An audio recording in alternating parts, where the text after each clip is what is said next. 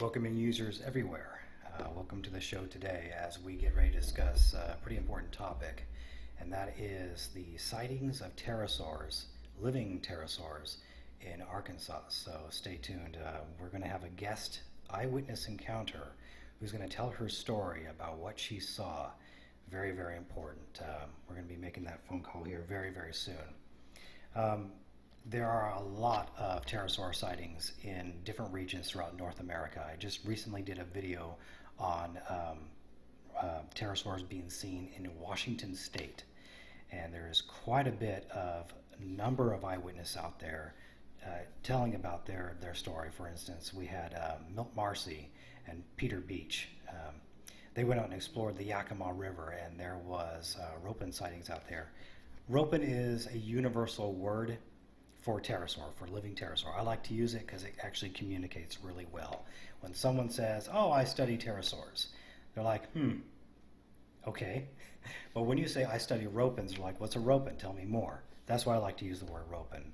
A very, very special man named Jonathan Whitcomb did some investigations in Papua New Guinea, and the natives there tell of a giant flying pterodactyl that glows, that has bioluminescent ability of glowing at night. So they come up with the word Ropen because it means demon flyer or grave robber. And I like to use it too because it's very, very enticing and gets people talking about it and makes the subject even more interesting.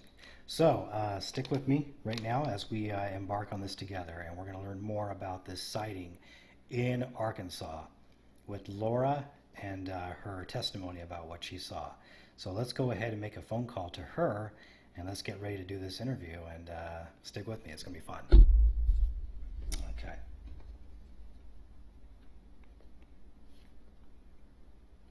One o'clock my time.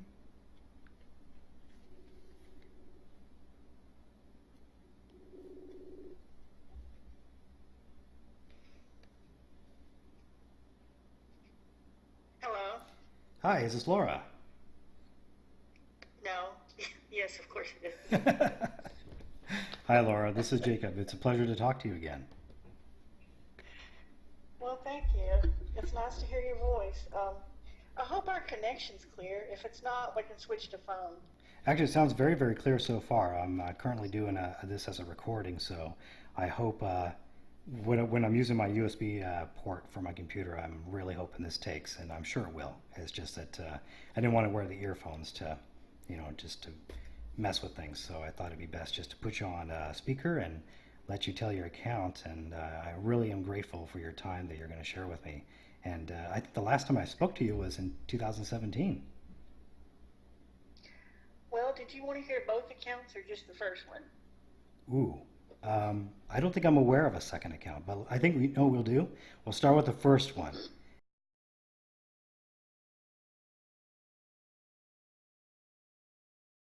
Well, I just wanted to, before we go into the story, I want to give you completely all the time to tell your testimony of what you saw.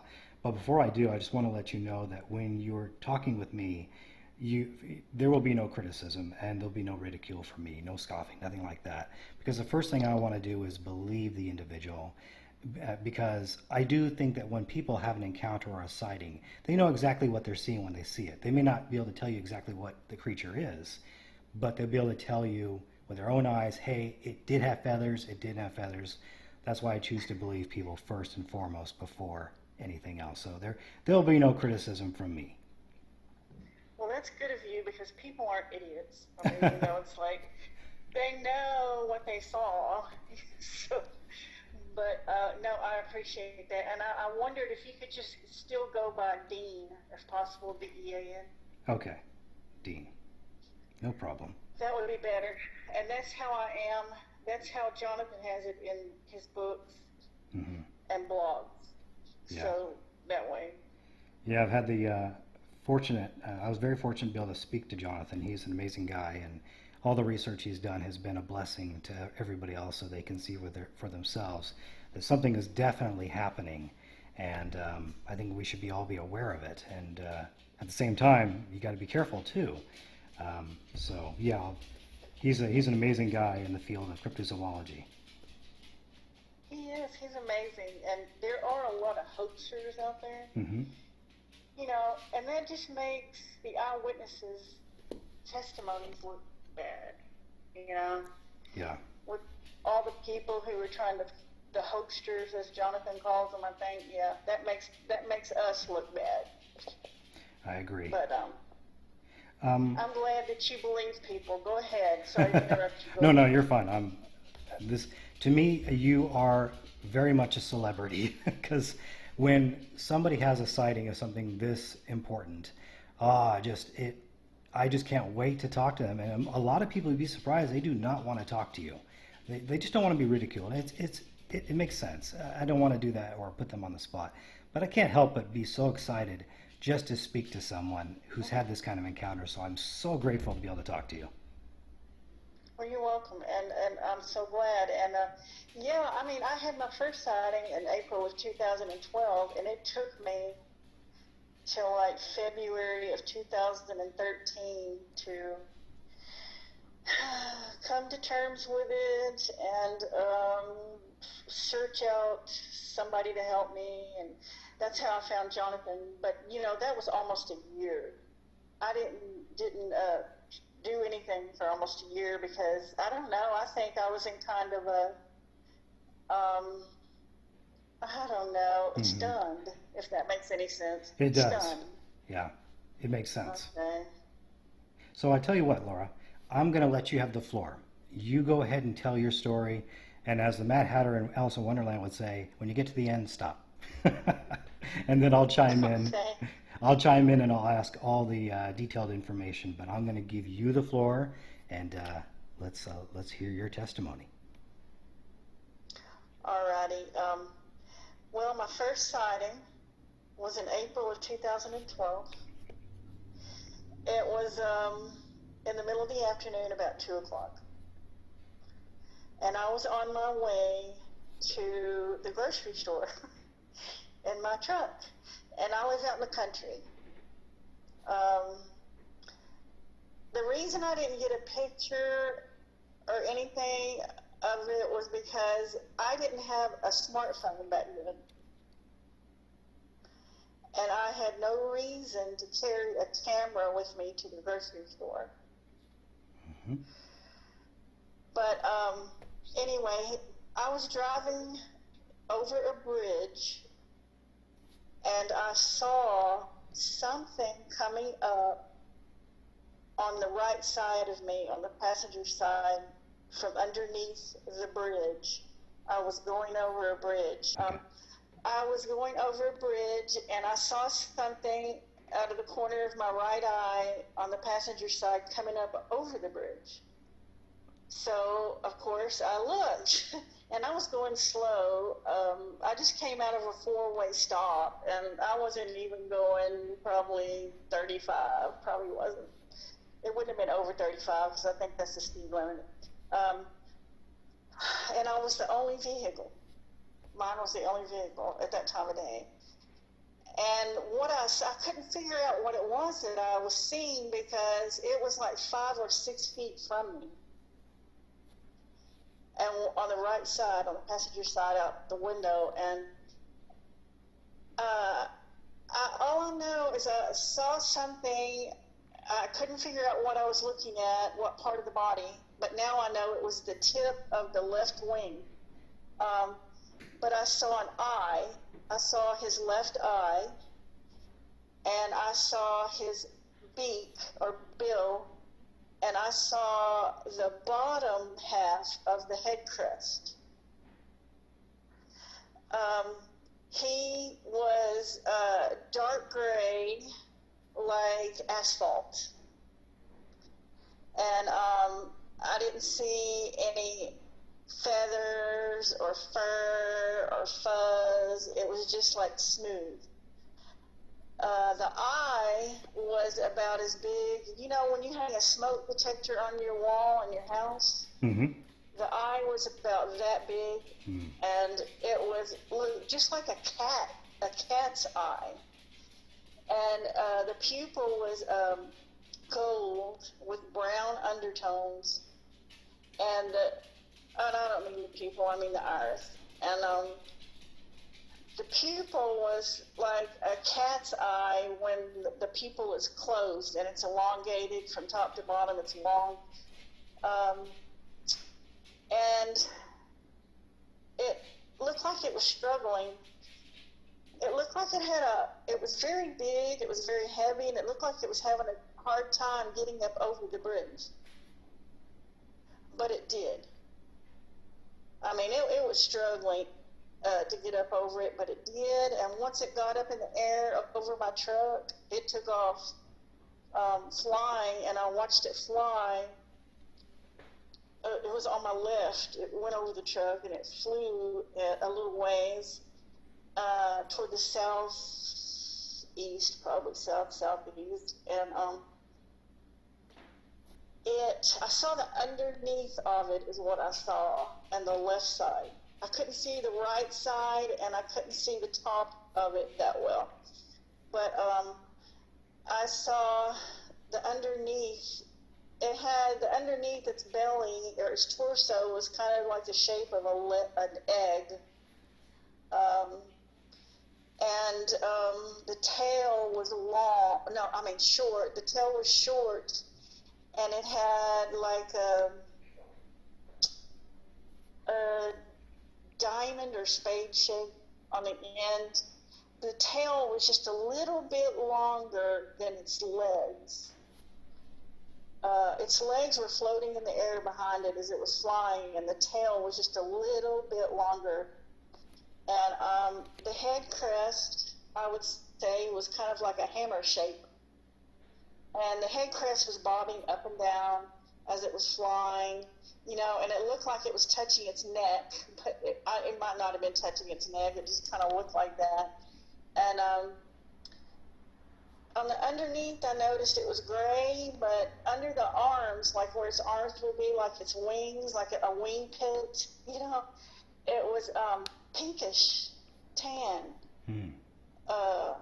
Like not the rest of its body. It wasn't the same color. And the wings reminded me of an airplane's wings. That's how they were shaped. They were kind of blunt at the end. They weren't pointed or curved. I didn't see a point or a curve. I just saw a blunt ending, like an airplane would be. Mm-hmm. And it didn't glide. The kind I saw didn't glide. It just kept flapping its wings to keep motion, to keep going. And since I was underneath, I could see its wings when it was flying. Its wings looked like a wave motion. As it would fly, it was like a wave of muscle, and the wave would go down to the tip and come back up to the underneath, like underneath its wings, like a wave of water. It was like a wave of water back and forth, and it was a muscle. And I just watched it fly off, you know, and I have a good memory.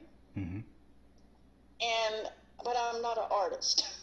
It's like I've got this picture in my memory, this really good picture, and I can't put it on paper. But what Richard Dobbs did for me, you know, Richard Dobbs, Chronicle of Dinosauria? Yes, I am familiar with him. Yeah, he does the artwork for the Chronicles of Dinosauria. He did a sketch for me, and we worked on it for quite a while. And so he did a sketch for me, and the sketch, I've got the sketch on my computer, and he's got it in his on his Facebook page in his albums. But he drew what I told him, and he did a really good job of it, and he made it friendly. Like, he asked me if it looked scary, and it didn't look scary to me. Okay. because I didn't see any teeth. I could just sense it struggle. It really struggled to get up over my truck and up into the air, and I could sense that, and I could see it in its eye, the struggle it was having. And I wasn't scared. Like I said, its mouth was closed, but it looked like it. I didn't see any teeth. Not that it didn't have any.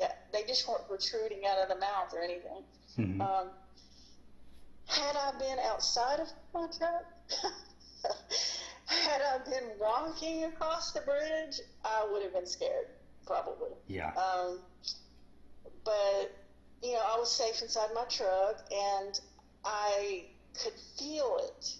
Like, as it was struggling to get up in the air and its wings were flapping and beating, I could feel the rush of the air against my truck. It was pushing my truck. That's how big it was. I would say it was as big as a Cessna plane, a small airplane. So I can send you the picture that Richard drew of it for me, the sketch. Yes, please. And he made it friendly, so it's like got a smile on its face the way he drew it. So it looks pretty friendly, not scary. I wrote down the measurements of the creature based on my pickup truck. Okay. Because since it was right beside my pickup truck and over the truck, that's how I went outside and I measured the length of the cab of my truck based on the size of its torso. And also I went and looked at my bathtub. I know that sounds strange, but to see if that might be the size and the length of its torso. And so I can tell you the measurements that I came up with, the approximate measurements, if you want to hear them. Yes, please. Okay. When it started out, when he was beside my truck, and the reason why I say he is because eventually I went and looked at head crests, the head crests of females and males online, and this head crest looked just like a male, like they show online on the chart. So I'm saying it was a male. It was 5 or 6 feet from me when I was sitting in the truck when it was first coming up over the bridge. And what I was seeing was the tip of the left wing is the first thing I saw. Its face, bill, and eye, like the end of its bill to the end of its head crest, the top of its head crest, was probably 3 to 3.5 feet long. The wingspan from the tip of one wing to the tip of the other was no smaller than 14 feet, 1 inch, maybe longer. The whole animal from the tip of the head to the tip of the tail was maybe 9 feet 1 inch to 12 feet 1 inch. I can't tell for sure, but I know it was at least 9 feet. And its eye, the eye I saw, I never saw its right eye, I just saw its left eye. It was no smaller than 5 1/4 inches around. And I looked, around the house to see if I could find something that was the size of the eye. And I had a smoke detector on the wall, and I noticed it was probably about the size of that smoke detector. Yeah, wow, that's big. And the tail was 2 or 3 feet long, probably about 2 or 3 feet long. And that's the only thing I can think of to say about the first sighting right now. Okay. If you have any questions, you can ask anytime. Yeah, amazing. If you think about the head crest identifying as male or female in this species, it's very important because then you would know, you'd have a clear identification of what kind of, then when you'd say male or female. You mentioned that the time of the day was 2 o'clock. Now, a lot of witnesses I'm not sure if you're familiar with the Yakima Forest and the Yakima River of Washington State. There's been a lot of No, I sightings. just heard. Okay. I've heard of it, but I'm not familiar with it. Okay. Yeah, there's a lot of sightings out there of ropens, and again, I like to use the word ropen. Um, but they also can glow. They're bioluminescent. They're mostly seen from dusk till dawn, just like a bat. They're not described in the same size, but they usually come out about 5 o'clock at night. But this guy came out, it was around 2 o'clock. And I think that's the reason I believe this, just like Jonathan believes. It could have been your truck that stirred this thing when you're going over the bridge and what caused it to come out. And you mentioned that it was kind of struggling to lift itself off kind of get into flight mode. And it had to flap to get there. Yeah, it was big. Yeah. Yeah, a big guy like that, you said at least 9 feet as far as a body, correct? Let me see. What did I say?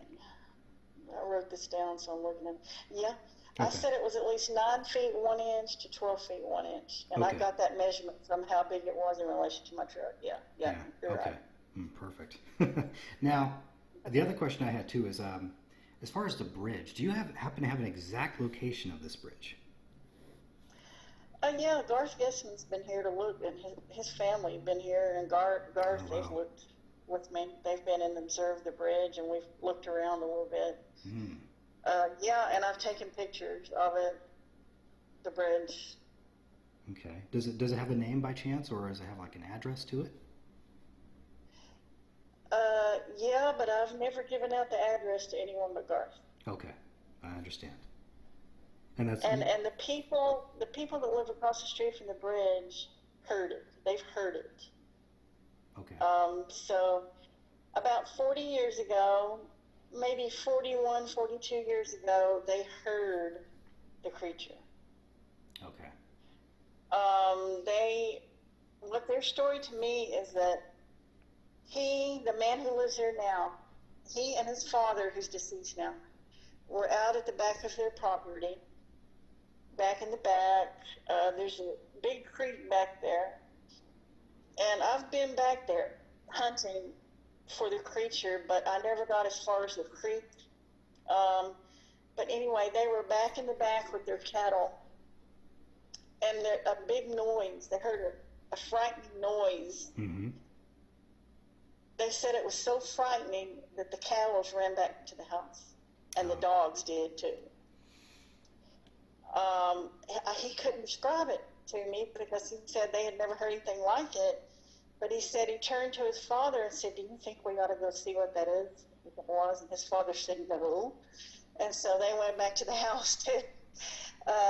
But he said they couldn't describe the sound, and the only thing they could even possibly come up with in their imagination might have been a bear. Almost like a bear sound. Okay. Well, no, not really, but that was as close as they could, Okay. They couldn't think of anything else but that, and of course they're not going to be thinking about pterosaur. Nobody does. So, but I talked to them, and they said, I talked to him and his wife is kind of silent, but I'm not sure, how she handles this, but he was very open, and he said, "So that's what that was, huh?" He said, "So you saw it, huh?"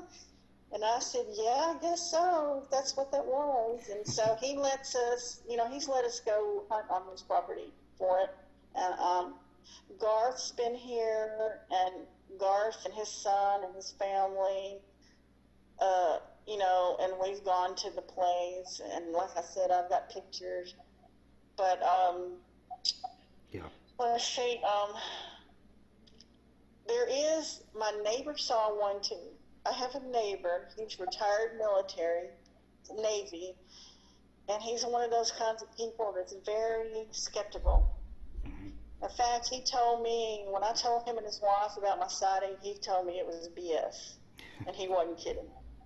Because, people are mean. They really are. Yeah. But I've come across I that. can't even tell my family. But he later, like a year later, his wife called me and said that he wanted me to come over there right now. And, I'm like, why? What does he need me for? And she said, can you just come down here? Barry needs to talk to you. So yeah, I went down there, and he said he apologized to me. First thing, he apologized, and he said that morning when he was in his shop, he saw one. Oh, wow. Because I had shown them the sketch that Richard Dobbs had done for me. Mm-hmm. And, he had told me it was BS. But he said he saw one that morning, and he did not have his camera or phone out in the shop with him either. So all he could do was just stand there and watch it fly. But anyway. That's always the tough thing. That's so tough. Everybody's like, don't you have a camera? It's really not that simple. We don't sometimes think to take our camera with us everywhere. Unless you have heard of these things and you're in an area where it could happen. So you're like, okay, I'm going to try to keep this with me by my side. Smartphones are very handy when it comes to this. But it's just, it's hard. It's hard to remember to do that. And this is why so many people can't provide that evidence. And I completely understand it because I'm in that position. It's really difficult. Well, he's older, and he's like, I don't know, he's at least in his 70s, and I don't think he has a smartphone. Okay. So he would have had to have his camera. Yeah. Yeah. And why would he take his camera out to the workshop with him? It's true. I mean, was he expecting to see a pterosaur? No. So, and you can't like run in and get your camera because it's gone. Yeah, because you want to keep your eyes on something this amazing, and you want to soak it all in before it's gone. And most people will. They'll just keep their eyes on it, and then it's gone. Then they quickly go tell the tale to Jonathan or anybody else that they can find that's a cryptozoologist. Yeah, you record it in your memory. That's the only thing you can do. Mm-hmm. Yeah. You try to record. I was trying, as I was watching it, I knew I had to record this in my memory and not lose it. Mm-hmm. I just wish that I had artistic ability. That was the one thing. I wanted the artistic ability to be able to draw and paint this creature, and I couldn't. But Richard did a good job. Richard did a good job for me, though. Yeah. But I did want to tell you that someone that was here in Arkansas that's part of Jonathan's team Mm-hmm. saw a pterosaur while they were here in another part of Arkansas, not here where I'm at, but about 2 hours from here, an hour or two from here. They saw a pterosaur, and one of their family members was with them, and they saw it. But it was at night, and what they saw was the bioluminescence, the glow. They had seen this lots and lots of times before, but not in this state. But they saw it here, and I've seen 2 pterosaurs flying together at night twice. I saw 2 pterosaurs flying together at night back on the weekend of Thanksgiving in 2013, and then I saw, I can't remember what year the other time was. This is after your first sighting. Yeah. 2012. Okay. And I wouldn't have known it was pterosaurs. I wouldn't have.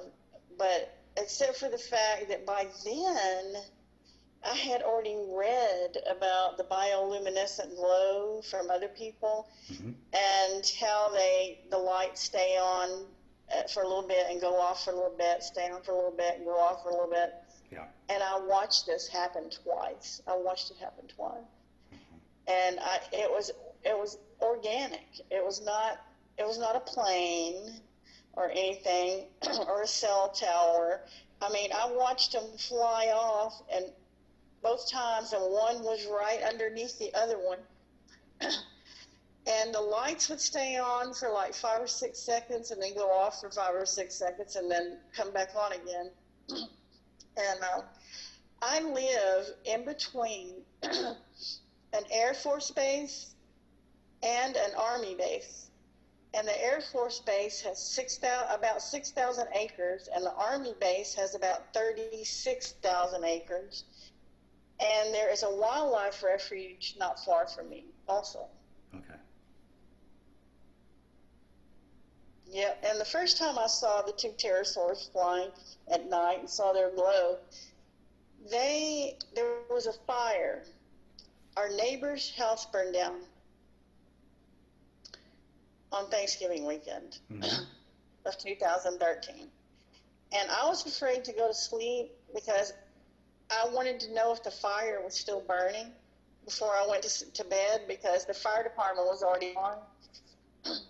So I went outside about 2 o'clock in the morning and walked down to where I could see the house to see if there was still a fire.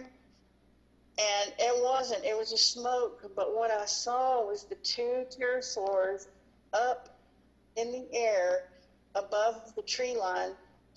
They were just kind of, I don't know what you call it, flying there, floating there, or whatever. Gliding, yeah. And they were looking at the house, at that house. That they saw, they could see the smoke coming up. And I'm sure that they came to see what was going on. I'm sure that they came to see where that smoke was coming from and what was going on. And they were just flying there, right, looking, watching. And I couldn't see their bodies, but I could see their bioluminescent glow. And one was on the left side of the other one and a little below it. Mm-hmm. There were two of them. That was the first time I saw them. Wow. Now, tell me again, what was it that caught on fire? My neighbor's house. Neighbor's house. Okay. Yeah. Interesting. And when Garth was here and he interviewed me, he said he thinks the first one I saw was a pteranodon. It was like a pteranodon. Yeah, I agree with that. Because it was, you agree with that? Mm-hmm. But the second one I saw was not that kind. It was a different species. It was a different kind. Okay. Before we get on to some more of the second, I do believe in the bioluminescence. I think that is an actual fact, mostly because of what Garth has also been able to point out, and not only just Garth, but Paul Nation, and what Jonathan has seen too. I think that this bioluminescence is a way of communicating between species. So I think that they can communicate between each other, and it's just like how anything else that has this ability works as well. So I truly do think that pterosaurs have this gift, but I also believe something else that a lot of people may have missed on. If this is indeed a reptile, which is technically classified as flying reptile, or fiery flying serpent, you could say, they maybe have the potential of having some poison if they were to bite you. I don't think this goes for all of the pterosaurs, but I think this could be for a few species, maybe like a rhamphorhynchoid, if you're familiar with those. But That's the second one I saw. That's the type I saw, the second one. Yeah, okay. Yeah, they tend to be smaller than pteranodons, because pteranodons can get very big in size. But they're mostly the ones you'll see in Washington State. Oh, okay. Well, I do know Jonathan did tell me the kind I saw, the first sighting, was rare. He said most people do not see pteranodons. Mm-hmm. He said they see the other kind, the word I can't pronounce, it starts with the R. That's the kind they see. And he said the ones that most people see are an ancient type. Mm-hmm. And they are like the type that Patty Carson saw in Eskin-Coon. They've got those alligator-looking teeth, like they look like pencils sticking out of their mouth. They've got those teeth. Well, the first one I saw, I'm sorry, it's okay. The pteranodon-ish one didn't look like it had any teeth. And I told Jonathan, I said, I didn't see any teeth. And he said, well, the more modern ones, like that one, didn't have any teeth. Mm-hmm. And I'm like, oh, okay. I was thinking, well, how do they eat? But the second, you said reptile-ish. Okay. See, before I saw the first pterosaur, I didn't even know what a pterosaur was. Right. I never even paid attention to Jurassic Park or anything.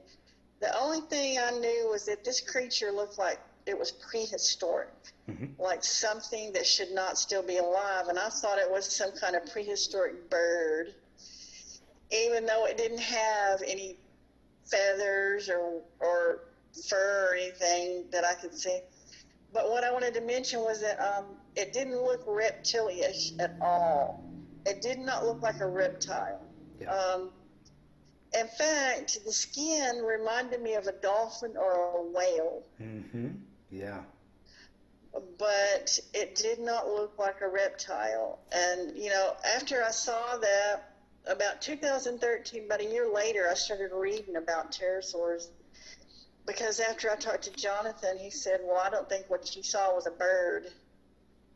And I had even gotten in touch with Cornell University before I even found Jonathan or anything. And I had asked this woman who worked there that had the same name as me, Laura, if there were any birds that were huge and didn't have any feathers, and I described it, and she said, no, there's not any such bird.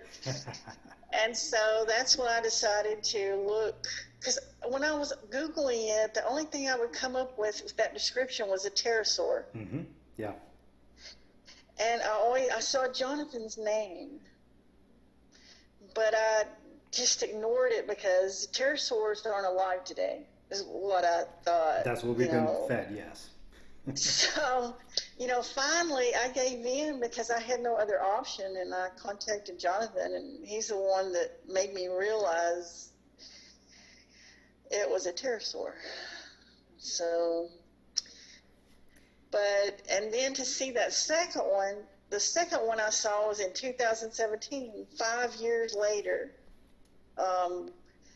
It was March of 2017. And another thing I want to mention was I don't see these things anytime but when the leaves are off the trees.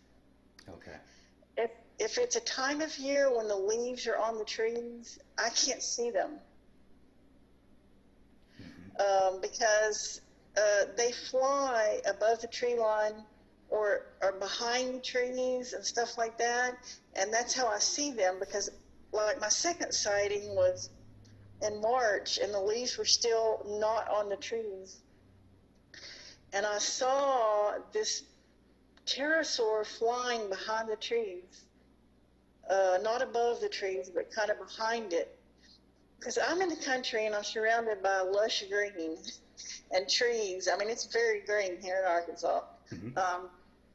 But I saw it and flying through there, and I knew what it was because by then I had seen like pictures or sketches of like the one Patty and Esconso, and I know the one I saw then, it had a long tail, not like the first one I saw that had a short tail, and its coloring was different. It was like lightish grayish beige. It was either light gray or beige or a combination of those colors. And its wings reminded me of a bat's wings.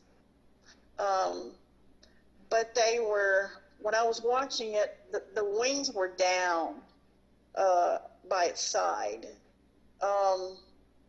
But it was not close up like the other one. It was further away, and I couldn't see the details of the eye or the bill. It was too far away for that, and also I think another reason is because it was smaller than the pteranodon was. Okay. But there is no bird that looks like that. There's no bird looks like that or that big, regardless. Well, I think I knew exactly what it was, and I drew it for Garth. Garth wanted me to draw a picture of it, and I did. Okay. All I could draw was the outline, and when he saw it, he said, something like, "You're wonderful," or "You're amazing," or something. It's like, okay, that was a different species than the first one I saw. Anyway, that's my second sighting. It's not like my first one in great detail, but I did see it. How long did your first sighting last? Oh, that's what I don't know. I can't tell you because Yeah, I can understand. it's like everything was in slow motion. That's all I know is I felt like everything was in slow motion, like I was in some kind of movie. And things were in slow motion. Everything was moving in slow motion. Mm-hmm. And that's just the way my mind worked when it was stunned like that. Yeah. Well, it's understandable. Is it? Yeah, because when people have sightings of Bigfoot or any other creature, I can imagine time standing still for that moment. And all you can focus on is this thing and wondering, is this truly what I'm seeing, or I'm seeing something that should not be here? And time just stands still. Exactly. I started thinking, am I hallucinating? You know, I'm not schizophrenic or anything. I've never had a hallucination or, you know, auditory hallucination, or I've never seen things that aren't there like that. But I started thinking, you know, am I crazy? You know, you think things like that because your mind, you're trying to come up, you just can't make sense of it. It makes no sense. You know, these things aren't supposed to be real. They're not supposed to be happening. But they are. Yeah. Yeah, they are. Okay. Wow, But what a... Go ahead. Just amazing.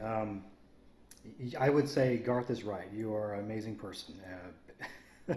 You've had some amazing experiences, and for so many of us who long for a chance in their lifetime, they may never get it. But then there's some real special people who will have that chance. So I definitely agree with him. You're a special woman.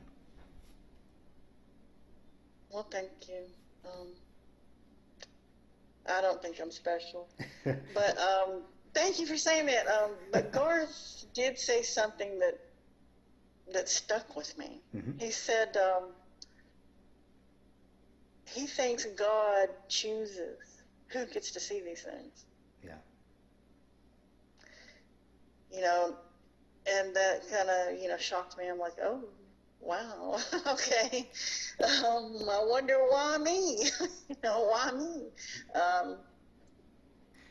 And if you think about it, yeah, I'm sorry, go ahead. Go ahead. No, you go ahead. Okay. Go ahead, please. Well, I think that to me, these creatures are, in a way, how the ibis bird was sacred to the Egyptians.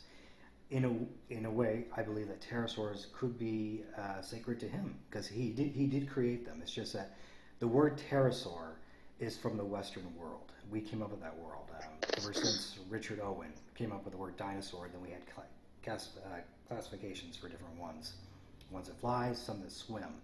But back in the ancient world, they were known as the Leviathan, the Behemoth, and the cockatrice, or basilisk, or some would even say the seraph, or seraphim. That goes a little bit deeper. I know a lot of my Christian friends think I'm crazy, but if they would just read, they'd find out some more fascinating information that what God puts in the Bible for us to read. But when we dive into a little bit of faith here, my question for you, were you a believer before this encounter? A Christian believer? Put it this way, my salvation experience at the age of 10 was like an earthquake. I have been a strong, very strong Christian since 1970, and I've had a childlike faith. I've seen a lot of miracles. I've seen a lot of the supernatural. I've written short stories about the happenings of my life, and they've gone all over the world. So my answer would be yes. But, you know, I had some people tell me that what I saw, the things that I saw were supernatural and spiritual in nature, and they weren't real. They were demons. And I thought to myself, no, wait a minute. I've seen the supernatural. I've seen the spiritual. I've seen demons. And these were flesh. These were flesh and blood, especially that first one. I mean, I was 5 or 6 feet from it. I could have reached out if I were walking and touched it. It's flesh, of the flesh of its wing when I was watching it fly reminded me of a piece of meat. I know that sounds strange, but when I was watching its wings and how thick they were, it reminded me of meat, like a steak or something. But now that second one I saw, no, its wings looked thin.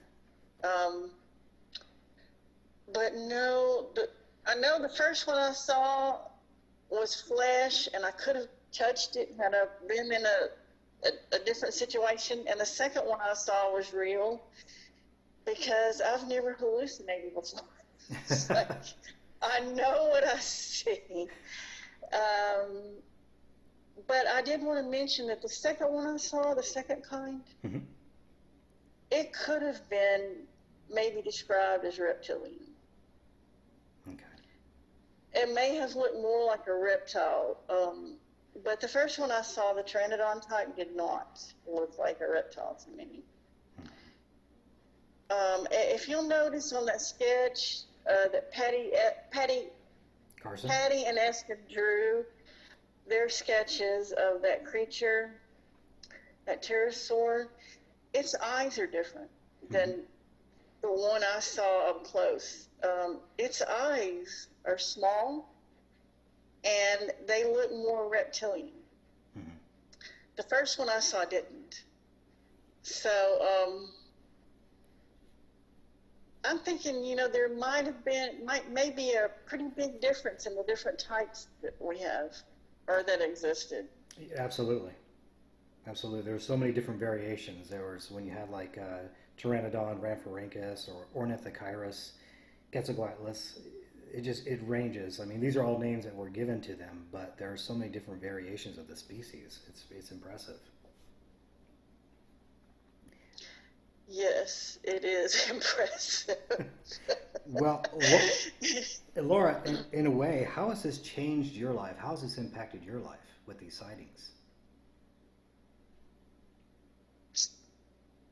I don't know. I've even asked myself that.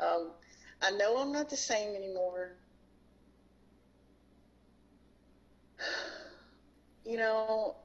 I've had supernatural experiences, spiritual experiences, and I was used to those, kind of. But this was neither. This was a total flesh, in the flesh, real, for sure, can touch experience. I guess it's just changed the way I look at the world. Everything's changed. The way I was raised, what I was taught in school, what we read, it's all changed because a lot of it's not true. Yeah. They need to change the textbooks. Yeah, they're not going to do that. They're not going to come forward and say, "Hey, we were wrong. We got it wrong. Sorry." We'd love it if they did. No, I realized, at first I was freaked out, for a long time I was thinking, there's a pterosaur. Actually, where I saw the first pterosaur was like 4 miles from me. No, it was more like 2 miles, a little over 2 miles from where I live. The second one I saw here at my house. So, I had 2 cats that disappeared. My 2 male cats disappeared. An owl got them. A huge owl took my 2 male cats out of my backyard. But when Garth was here, he said, well, maybe it wasn't an owl, maybe it's a pterosaur. Yeah. And it just hit me, whoa, wait a minute. I have a pterosaur. It just hit me for the first time. I have pterosaurs living around me. You know, Yes, you do. oh my gosh, the world is not the same. It's never going to be the same. No, It's never going to be the it same sure is anymore. not. So what was the year that Garth Go ahead. Guessman came down? Well, he's been here twice. Okay. The first year was oh, why can't I remember? I think it was 2016. At the end of 2016, I think it might have been December 2016. Okay. What an experience for him, and to be able to have him present too. That's pretty special. It could have been 2015, but I think it was 2016 was the first time. Okay. Yeah. Yeah, you know what, Laura?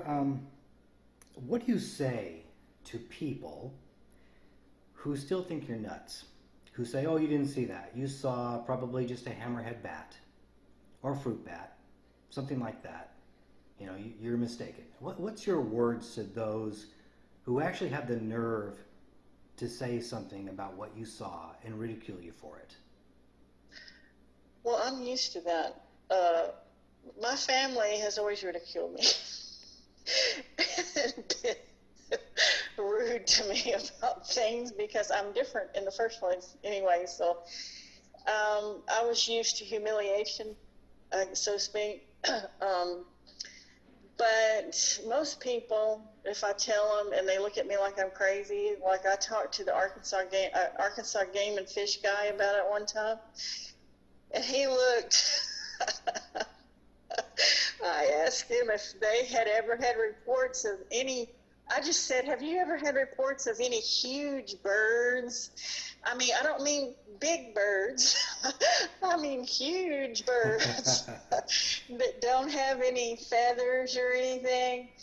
And he looked at me like I was insane. And he goes, "A bird can't fly without feathers." And it struck me. I believed him for a second, and it confused me when he said that. And then I thought, wait a minute, bats don't have feathers. I guess they're classified differently. Yeah. I didn't say anything to him. I just said, "Well, thank you for your time," you know. And I don't say anything to them, really. I just kind of ignore what they say and go on. Like my neighbor, when, he told me it was BS, I just kind of smiled and, said, "Have a pleasant day," and walk off. Well, now he's a believer, isn't he? He is now, yeah. Sometimes all I doubt that Arkansas Game and Fish guy is. Well, maybe someday things will change for him. Well, I hope it changes for the whole world, actually. They need to know. Actually, I'd like to share something with you about that. This is just a theory. I'm not going to write a book about it or anything like that. But okay. I think the government's well aware of these things. The thing is, they prefer you to believe what you want to believe. And to go back and fix something where the damage has been done is just out of the realm of happening. They're just not about to decide to do that and change the way everything is in society because they got it wrong. And it will never change because these people who run this are basically, I feel, have been corrupted as it is. They know about it. They know you probably know about it too, but they're going to leave it at that. There's lots of history that goes back to these things as far as pterosaurs, even back to the 1800s, especially when it comes to Fresno, California. Lots of detailed information. I won't go into it, but people have known about it. I've read some of those newspaper articles. Yeah. I've read some newspaper articles from the 1800s. Those are amazing. They are amazing. I'm actually going to, when I go up and do my video on Ropens of California, I'll probably be posting some of those, but they are an eye-opener, and I encourage people to check those out, and you're going to be surprised. This is a lot of information, a fantastic information. What an amazing sighting here, those few sightings, and to be able to share it with somebody else and have someone see it themselves I believe is a blessing. I know it could be terrifying for people. In some cases, it has been, but I still think it's information we should share. And I always think it's very important to, at the same time, to believe someone first, to get their story, and then make the decision for yourself, because the more you know, the better, and the truth can set you free as well. But before I go, Laura, I just wanted to say thank you so much for giving me your time. I know I've taken up quite a bit of it already, and I hope that we can continue to reach out to each other once in a while. If you ever see something, or if you would like to send me some photos, like you talked about, like maybe pictures of the bridge, what I'd like to do is I'd like to recreate this. I know I can't be in Arkansas. I can't go there to film, but I'd like to create it with my imagination. What I'm doing now is on Facebook, I'm starting to make videos that I think I'd love to see how these things would look. And I hope I can do that justice for you, and I hope that you would allow me to do that so I can recreate the event, if that's okay with you. It's okay with me, and I wanted to tell you that I will tell you that the sightings that I had were in central Arkansas. Central, okay. Yeah, there's been some in southern Arkansas, but these that I'm talking about are in central. And the other sighting I told you about that was from 2 other people about 2 hours away from me, that was in between southern and central Arkansas, kind of in between. Okay. But yeah, do what you said you were going to do. That's fine with me, and I'll send you pictures of the bridge, and I'll send you sketches of what I saw. That would be fantastic. You would make my day and my week. Good. Well, before I go, I hope you, if it's okay, I'd like to go ahead and pray and Okay. and tell the Lord how grateful I am for this, to be able to speak with you and to be able to pray for you as well. So we can go ahead and do that. Heavenly Father, Okay. I just want to take this time and pray for Laura. She is, to me, she's a very special woman, and to you, she is very special as well, as we all are in your eyes. We thank you for the time to be able to fellowship with each other and share an experience, and be able to get the information from that. And I pray, Heavenly Father, that this will be a blessing to others. May they have eyes to see and ears to hear. And we just glorify your name in your mighty, powerful name. Amen. Laura, what a privilege and an honor to be able to talk to you. And feel free to reach out as much as you like. And I hope that everything continues well for you, that there'll be less ridicule in your life, and that God will continue to show some of his wonders to you, and you continue to be such a blessing to others. And that your cats are protected from here on out. Thank you, and it was an honor to talk to you too. And I hope you have a wonderful rest of the weekend. You too. God bless. God bless. Bye-bye. Bye-bye.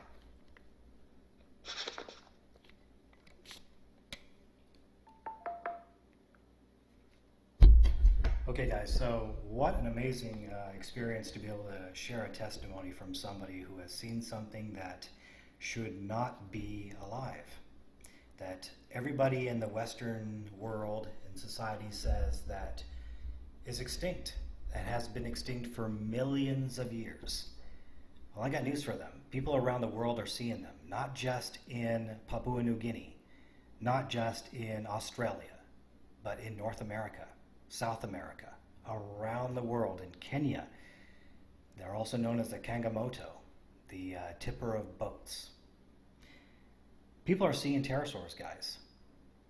I like to refer to them as Ropens, but they are still around. I know you may think this is funny. You may like to ridicule people for what they've seen, make them think that or tell them that they're not seeing what they see, but people know what they see when they see it. All right? I can tell you right now, I can spot a bird in the sky and it has feathers from at least 100, maybe 200 feet up. All right? So it's very important we hear what others have to say. If you're still a believer in evolution, I'm not going to ridicule you for that. Okay? I know it's something you believe in. I'm a creationist. I believe in the Bible. I believe the Bible is the Word of God. And it's what I base my life on. And according to the Word, and according to the Scripture, it says that these creatures lived with us as well.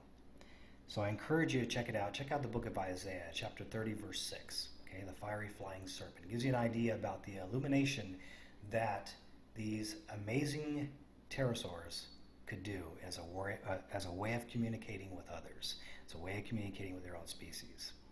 Check it out. The more you read, the more you're going to know, and the more it'll be a blessing to you and to others as well. So I thank you for all your time. Thank you for checking out the video today. I hope to have more eyewitness encounters of these things, of these wonderful, amazing reptiles of the sky. And I do hope to post those pictures if, as long as Laura allows me to do so. We want to make sure we stay within the realm of making sure that privacy is respected, and it's very important. I know we're all anxious to know where it is, the exact locations, but there's a way of doing it and allowing privacy at the same time, okay? So remember, it's very important. Seek the truth. Keep your eye on the sky. And God bless every one of you on the other side of this screen.